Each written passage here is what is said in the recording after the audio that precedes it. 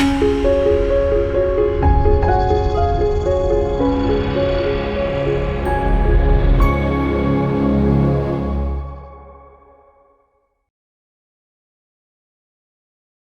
Mataram. Welcome to our voice. నేను journalist నవత. హిందువులు మెజారిటీగా ఉన్న ఈ దేశంలో బంగ్లాదేశ్లో, పాకిస్తాన్లో, ఆఫ్ఘనిస్తాన్లో జరుగుతున్నట్టుగా రోజు ఏదో ఒక రాష్ట్రంలో పురాతన ఆలయాలకు సంబంధించిన విగ్రహాలు ధ్వంసం అవడం వింటుంటే చాలా చాలా చాలా బాధాకరంగా ఉంది. ఎందుకు వీళ్ళు అసలు అవి ఏమన్నాయి, వాటి జోలికి ఎందుకు వెళ్తున్నారు ఈ దుర్మార్గులు అనేది అర్థం కావట్లేదు. ఇక లేటెస్ట్గా మధ్యప్రదేశ్లోని విదిషా జిల్లా సిరోంజ్ తహసీల్లోని గోపాల్ నగర్ గ్రామంలో ఓ పురాతనమైన విష్ణు ఆలయంలోకి చొరబడి దుండగులు గర్భగుడిలోని పురాతనమైన విష్ణువు విగ్రహంతో పాటు మరికొన్ని రాతి విగ్రహాలను ధ్వంసం చేశారు. ఉద్దేశపూర్వకంగానే ఈ చర్య చేసినట్లుగా క్లియర్ కట్గా అక్కడ కనిపిస్తోంది.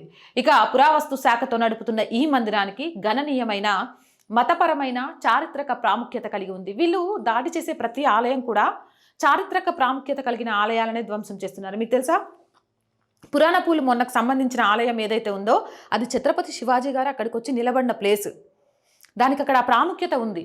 ఎక్కడైతే ప్రాముఖ్యత ఉందో, వందల ఏళ్ళ చరిత్ర కలిగి ఉందో వాటిని నామరూపాలు లేకుండా చేస్తున్నారు.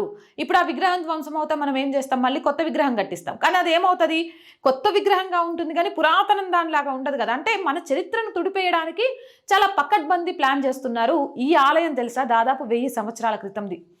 అలాంటి గుడిలో ధ్వంసం జరగడంతో స్థానిక ప్రజలు తీవ్ర ఆగ్రహాన్ని వ్యక్తం చేశారు. పురావస్తు శాఖ రక్షించే మతపరమైన స్థలంలో ఇలాంటి సంఘటనలు జరగడం వల్ల స్థానిక పరిపాలన విఫలమైందని వారు విమర్శించారు. ఫిబ్రవరి 9వ తేదీ ఉదయం మందిర్ ప్రధాన పూజారి తమ్ముడు మోను శర్మ ఆలయానికి వచ్చి ప్రధాన ద్వారం తాళం విరిగి ఉండడాన్ని గమనించాడు. లోపల 2 గర్భగుడి తాళాలు కూడా పగలగొట్టి ఉన్నాయి. గర్భగుడి లోపల భగవాన్ విష్ణువు యొక్క పురాతన రాతిమూర్తి పాదాల వద్ద విరిగిపోయి కనిపించింది. పక్కనే ఉన్న మరో గుడిలో ఉన్న కొత్త మూర్తి కూడా అదే విధంగా దెబ్బతిన్నట్లు కనిపించింది.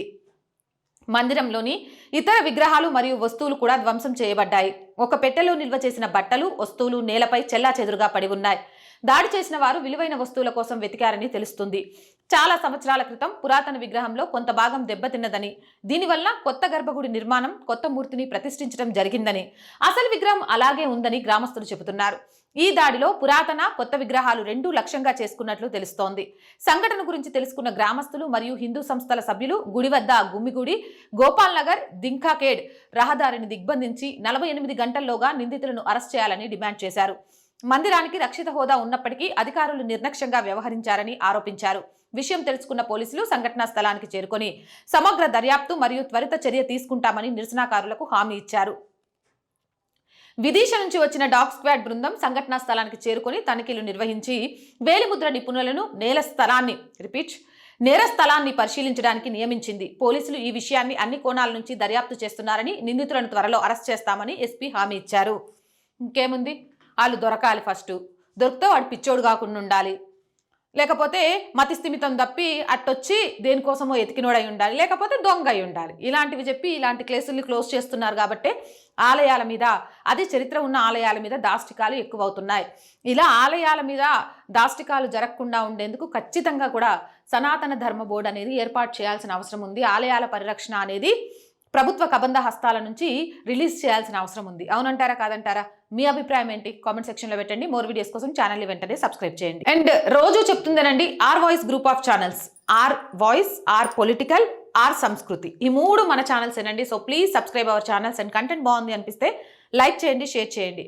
అలాగే ఆర్థికంగా మీ సహాయం ఈరోజు ఆర్ వాయిస్కి చాలా చాలా అవసరం. ఆర్థికంగా సపోర్ట్ చేయాలంటే సబ్స్క్రిప్షన్ పక్కనే జాయిన్ అనే బటన్ ఉంది. 1 to 5 లెవెల్స్ ఉన్న ఏదో ఒక లెవెల్లో సపోర్ట్ చేయండి, లేదా స్క్రీన్ మీద గూగుల్ పే, ఫోన్పేతో పాటు అకౌంట్ డీటెయిల్స్ కూడా ఉన్నాయి. మీకు తోచిన సహాయాన్ని అందించండి. వ్యాపార ప్రకటనల కోసం 8328500576 నెంబర్ని సంప్రదించండి. జై హింద్, జై భారత్.